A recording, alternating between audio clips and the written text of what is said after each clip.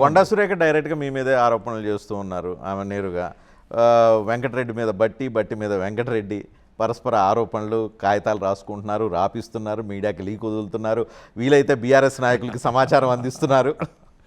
నేను అట్లా అనుకోను, కానీ స్పెసిఫిక్గా పేరు మెన్షన్ చేశారు కాబట్టి కొండా సురేఖ గారు మా అక్క తమ్ముడి మీద, తమ్ముడు అక్క మీద అన్నంత మాత్రంలో అదేదో అక్కడేదో పెద్ద ఉన్నదనుకోవటం పొరపాటు. అదే అక్క మళ్ళీ మేమందరం కూర్చొని 3వ రోజు 4వ రోజు అదే మేడారం పోయి మాట్లాడి ఎవరు సెటిల్మెంట్ చేశారు ఇదంతా? సెటిల్మెంట్ అంటే మీరు సెటిల్మెంట్ అనుకుంటే ఎట్లా?